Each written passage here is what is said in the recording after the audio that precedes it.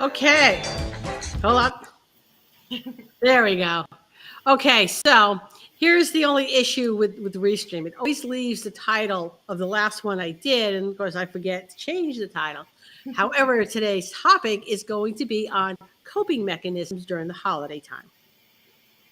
Okay, so again, we're seeing lots of posts. Angie, I'm assuming we're live, right? Check. Thank you.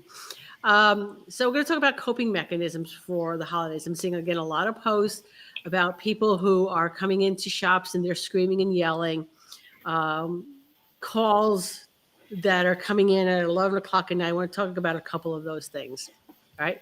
But first off, I want to remind everyone, this is a crazy time of year for everybody, okay? So, in-laws are coming, and I know if my mother-in-law's coming over, I will be crazed and insane for the time leading up to it until probably a week or two after she leaves. Right? Right. So, I probably won't have a lot of patience for anything. So I guess what I'm really trying to say is that everybody is a little crazy this time of year. So, a little bit of empathy, but that doesn't mean you allow people to walk all over you. Well, and I was just had this conversation with somebody. I can't even remember who it was. In the last, gosh, I would say even 2 years, the hardest part of having all the employees and stuff, it was keeping morale up because the world is just so angry and like we're getting hit with everything getting thrown at us from whatever's going on in everyone else's world. That keeping just team morale up is difficult. That's probably been like the hardest thing is to keep everyone going because of that. And now you add in the holidays, which it's tough for, a lot of people right now, everywhere. Okay. So, on that note, holiday shopping is another thing. Groomers are busy this year. Are you waiting till like midnight, Christmas Eve to do your shopping? I know I'm going to see my daughter this year in New Hampshire, and she is going to drag me to whatever mall is in the area Christmas, for Black Friday, which generally starts around midnight. So, yeah, I am not going to be in the best mood or have functioning brain cells the following day because I don't want to go to Black Friday. Okay. It's like, can you just, I feel like one of those, like one of the husbands that, you just park them someplace. Just sit here. I'll be in the hallway with the purse. Yeah. I'll just sit here. Right? Okay. And I'll be fine. Unless there's a bookstore. If there's a bookstore in the mall, I'll be like, you know what? You could drop me off here and come back and get me when you finish. Mm-hmm. So coping mechanisms. All right. And the other thing I've been seeing is, again, you know what? Why are customers calling me at 11 o'clock at night? And then I'm saying, why does that even matter? You should be having a separate phone line for your business. Okay. That clearly states when you answer calls. Right? There's no reason why you should be being disturbed on your off time by a business phone, right? And here's the other thing, right? So let's just say my mother-in-law's coming to visit, right? And there's like 1,000 things I need to do because my mother-in-law is the type of person. This woman cleaned the inside of my dishwasher one time. Yeah. Because it didn't look clean enough to her. So that means if she's coming, that's like, I should hire someone to do it, to come in and just clean everything. Okay. But the point being is, while I'm being crazed with her coming, one of the things I may forget to make appointments. All right. And I might remember at 11 o'clock at night. I am not expecting someone to pick up the phone at 11 o'clock at night. All right. I'm expecting a return phone call during business hours. in which I could say, oh yeah, I got to make an appointment. Let's figure this out. I'm the morning person. I wake up at 4 or 5 o'clock in the morning. I have a ton of stuff done I like head into work by 7 o'clock, and I'm calling on my way into work if I have to change appointments, or that I'm calling my chiropractor to make sure I get an appointment. Like, hey, call me back, because if not, I'll forget. Mhm. So I do it at like 6 o'clock in the morning. I'll call places. So yeah, it's because that's the most convenient, and that's when I remember. Yeah. And it's not that I expect them to answer. I just want to make sure they're calling me back so I get it set up. Yeah. So it's not to be taken personally, but you Mhm. know what? Leave your business phone at work. Angie, enlighten us here. I have a separate line. Mhm. I will, on occasion, text a picture to a customer. So some of them have my private cell phone number because they'll say, oh, please, can you text that to me?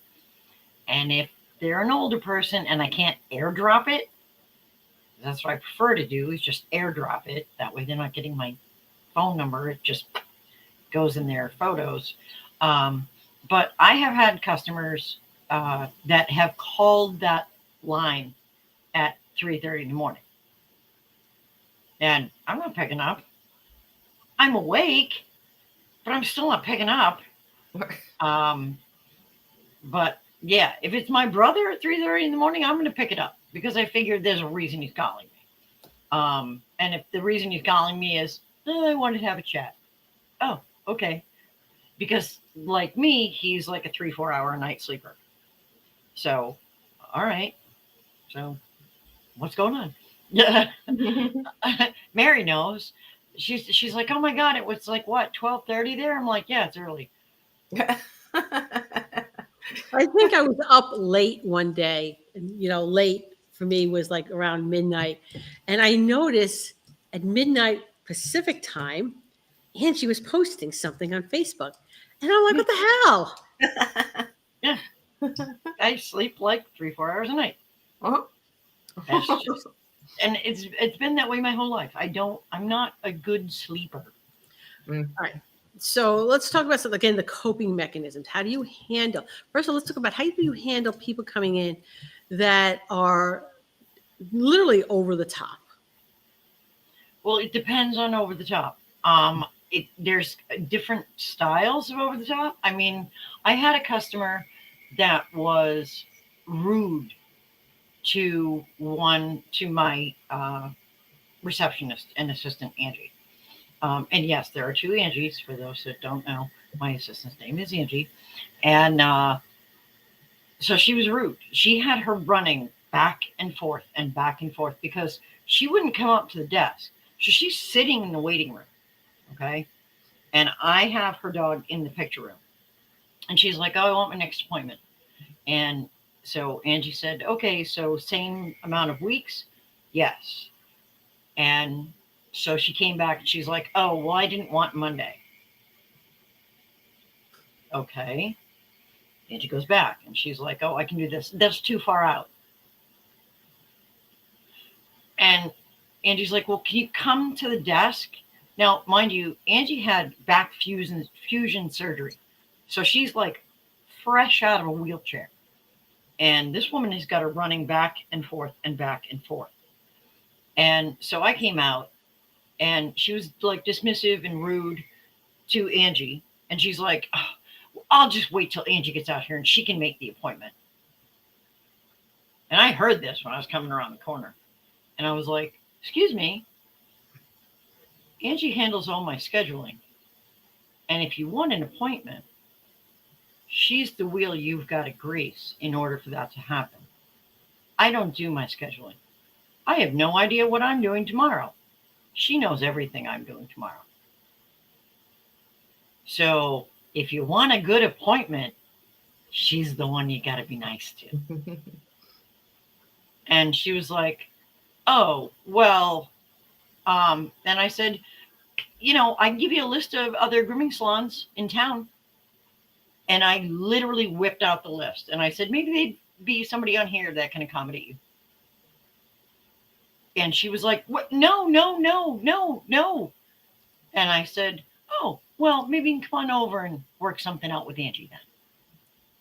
All right. So this brings up a really good drawing a line in the sand. Boundaries. Boundaries. Okay. I had a client. Okay. And when and you're talking somebody who had a 6-car garage that was filled. Okay. And I upped her price $5. Okay. And then, it was, I'm not going to pay, I'm not going to pay an extra $5 for this. And I said, okay, it was a pleasure doing business with you. Good luck with your next groomer.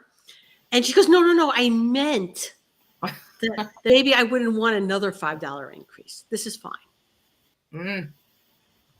You know? So I think when you have strong boundaries and you enforce them polite, and I'm going to say politely, because I wasn't rude or anything about it. I was a statement of fact. It's like a direct. It's a directness. It's not leaving anything for interpretation. Yeah. Like, oh, that's a matter of a fact. Yeah, I wasn't rude to that customer. I was just like, oh, okay. Well, if here's the list. I'm sure they can find something that could accommodate you. Okay, so let's go up. Let's scale it up a little bit. Okay. Somebody who is verbally abusive. Let's start off with, they're not normally that way. Okay. They're not normally that way? Yeah, they come in and they're normally. I've had that. Okay, go ahead. Okay, so a woman came in and she's normally like the nicest woman. And she came in and it was like an hour and a half after she dropped off a Bichon and a Cockapoo. And she's like, are the girls done? No. And Angie was there. I was working on one of them. And Angie said, I don't believe so. They were just dropped off at 9:00, but I can go find out what time they are ready. And she came back and she said, oh, well, their mom is here. And I was like, why would their mom be here? And I was like, it's like, I'm only just getting done with the first one. I've got like 5 more minutes, but I haven't even started on the haircut for the second one. And she's like, I don't know. So she went back out and she came out and she's like, she's mad. And I was like, okay, that's weird. So I put up the first dog and I came out and I said, is there a problem? And she was like, I don't understand why they're not done. And she just like, blah. And I just stood there. My thing is, I go mute and I'll stand there and and I am mute and just looking at them like, and then I waited and then she stopped speaking and I did the, are you done? I didn't say, are you done? I just kind of gave her the look like, and she's like, and I said, it's been an hour and a half. You do know the girls have never been done this quickly. I couldn't actually get both of the girls' haircuts done in that time. If I had known you were on a short time frame, we would have maybe taken one of the girls in today and rescheduled the other girl for another day. And she's like, well, this isn't going to work for me. And I said, okay, well, she's done if you want to take her. But your other girl's been bathed and dried, but I haven't done her haircut yet. But if you want her as is, you can take her now. Well, no, I need her done. And I said, you have to understand, these are living creatures, and I won't force a dog to do something and treat them like an inanimate object just to get it done. I said, I don't think that's very fair. And it doesn't, that's not a spa day, is it? And I shut up. And she was like, no, it's not a spa day. And she's like, and I'm being an asshole and I'm just going to go. And whenever the girls are ready, you just give me a call. And she came back later and she's like, I'm sorry, I'm menopausal and sometimes I'm crazy. And she gave us brownies that she made. Okay, so that brings up medical reasons. Okay. Mhm. Sometimes there's a medical reason while somebody is misbehaving. And you might see that in inappropriate behavior, especially with the older clients, right? Onset of dementia or Alzheimer's can do a change in personality. So if you're senior, if one of your seniors comes in and they're nice as pie, and then the next time they come in and they're aggressive or make inappropriate jokes, okay, that's a classic sign. All right. Mhm. Um, Maybe contact another family member to make sure that they're aware of what's going on, because in the early stages of dementia and Alzheimer, it's one of those things that comes and goes. Mhm. So family members may not notice it right away, because when they're in that presence, they're fine, so they're not witnessing it, not yet. And you know what? And the earlier you deal with something, the better off and everybody all around is. All right. And dementia can strike fairly early too. I've heard cases of dementia starting as early in people as early as 50. Mhm. Yeah. So that could be another reason. So then there's another client that is generally not good to start off with. They're the ones, they make the offhanded remarks, you know. So I have a really good one on this one. We had a lady with a Bernedoodle, I don't know, some big doodle. And obviously, as a puppy, didn't want its haircut, wanted to just coming in for bath and brush outs. And like the coat was getting to be 5 inches and the dog was getting bigger. And she didn't like that the price was being increased. And because it wasn't getting a haircut. And we explained that it was a time thing. And this woman just didn't want to hear any part of it. So she was progressively getting more rude each appointment because she couldn't understand no matter how we described it and like all that other fun jazz. So she came in. This was the last time we've ever done the dog, and we pretty much fired her. But she came in, didn't want a haircut. I had the receptionist, my bather put the dog in the tub, and I told the receptionist so there wasn't any issues because she thought she wasn't going to have to pay full price for this dog because she just wanted a bath and a brush out. Right. I don't know. We've never done it cheaper. So I told my receptionist, call the owner so that there's not an issue when she picks up, and just let her know, like, this is going to be full price. I don't know why she thinks it's going to be less just because it's a bath and a brush out. The dog has like 6 inches of coat now. And my receptionist came in the back, and I guess the woman just started cussing her out, like F this and F that, and like F bombs and irate. Dog's in the tub, soaked up. I looked at my bather. I'm like, rinse the dog, go put it in the cage. Call this woman and tell her to come pick up her soaking wet dog. I don't care. I'm like, if she's going to be that way to somebody, she can go ahead and pick up her wet dog, because she kept saying I could do it for cheaper. And I'm like, okay, well then pick up your dog and do it at home. So the woman changed her tune. Of course, she came in and backhandedly apologized to the receptionist, like, well, I know I shouldn't have acted that way, but The but, that's not an apology. it's not an apology when you do a but we called her with her dog soaking wet in the tub, and I said, come pick up your dog. And she's like, well, you could go ahead and do it this time. I'm like, well, good, you're not welcome back. So yeah, it was crazy, all over a price. I'm like, oh no. I'm like, when you start like getting irate and, cussing over a price, come pick up your dog. I don't care what part it was in. I'm like, at least rinse the soap out. I'm like, but she can pick it up soaking wet, take it home and do it herself. Yeah. So, yeah. Okay. It was crazy.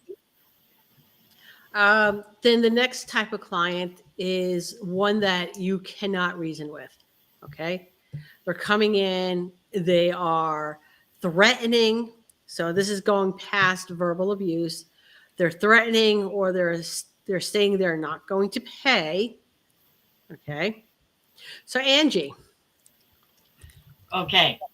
The term you're looking for is disorderly person. Disorderly person. And all of us should have a laminated card in our reception area or taped to the desk with the police department number on it. Very easy to remember. In the United States, it's 911. Over in England, it's 999 to call the police department. And you call them and you say, I have a disorderly person here. I need assistance. I'm concerned for my safety. And then if they're not going to pay, they are attempting. Now, on that card, you should have your state's criminal code for theft of services. It's underneath the same heading as like defrauding an innkeeper, which is like dine and dash. It's in that same sort of section of the criminal code. And that's universal because dine and dash is a thing all over the place. And then you tell them it is now in my state, Mass General Code, section whatever. I didn't bother to memorize it because it's on the card. Chapter whatever, section this. And I think it's 30, section 147, but I might be wrong. And then this has only happened one time in my salon, once. And the officer came in, who just happens to be Angie's brother. And so he came in, and the woman was still like, they have my dog. And I'm like, she can have her dog. She can have her dog.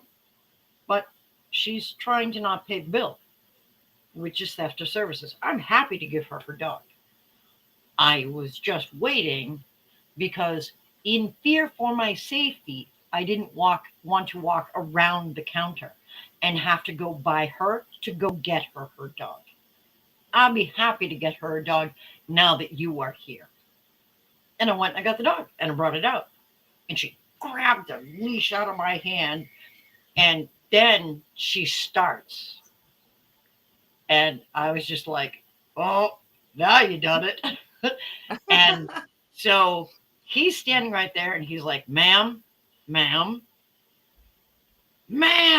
And she's like, that tone, that pop tone.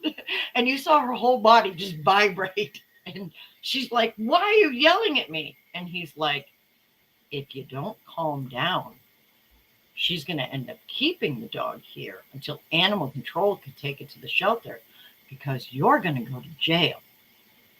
Now pay this woman what you owe her and leave. And she's like, well, I can't believe this is ridiculous. I'm not paying $90 for a haircut. And I was like, and he kind of peeks around and I'm like, you signed a form this morning saying you were paying $90 for the haircut. And then of course, Angie, Johnny on the spot's like, here's the form.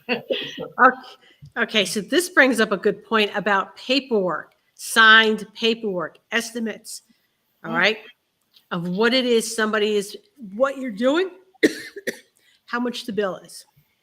Yeah, and the estimate was 90 to 120.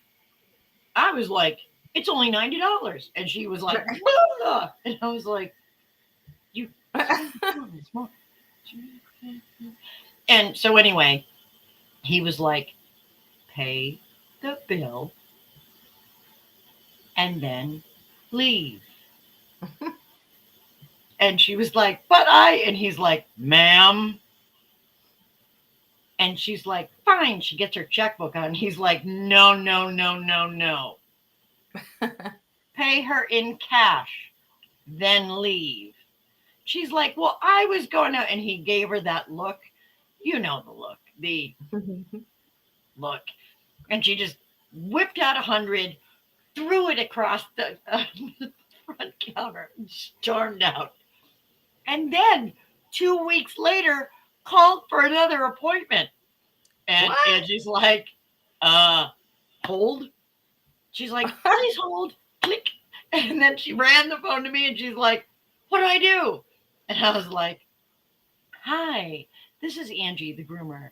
Yes, yes. Oh, no, I remember exactly who you are. Yes, I'm afraid we will not be able to service you in the future as you did cause quite a disruption in our front room.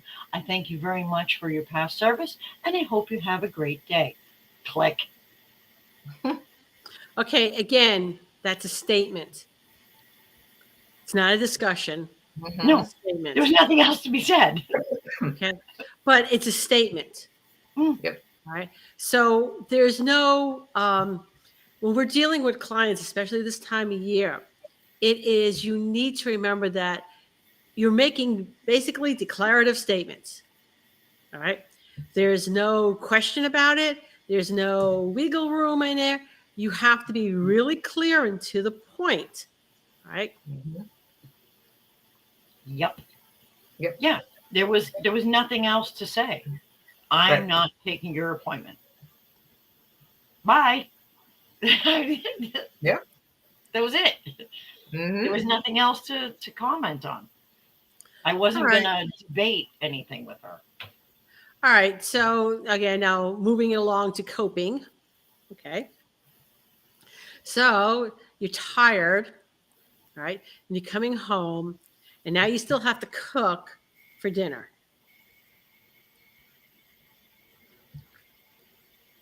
How do we handle that? I see what I do is I cheat. On Sunday, I make like a massive something that will last me like 3 days. Mm-hmm. So I'll Prepping. make like a lasagna or a shepherd's pie or a something so that I can just come home, or like a giant thing of stroganoff. And I just come home and Oh go, my God, I love stroganoff. I have not had Yes. it. I know. Today, for those who are not keeping up with that, today is day 30 of the whole 30 for me. yay! I'm very proud of There's you. there's a diner, and one of their specials is beef stroganoff. And do you have any idea how many times I have passed that sign in the last 30 days? Oh, yeah, I bet quite a few. Yeah. Mhm. So So, anyway, I digress. So yes. So I'll do something like that. And then on Wednesday, I'll make something else. all right, so we And- got a recommendation of crock pot Yep. cooking. That's what I used to do. Meal kits. Somebody said meal kits. And my business partner, Pia, does meal kits. And so does Angie. And she likes them very much. I didn't care for them. I didn't find the value for me. Because by the end of the day, I'm just too darn tired. And I was like, meh. So air fryer is another thing. And somebody, one of my friends does Instapot. I don't have one. I've heard they're great. But I don't have one either. But Erin says she really likes the meal kits. They've been a lifesaver for her.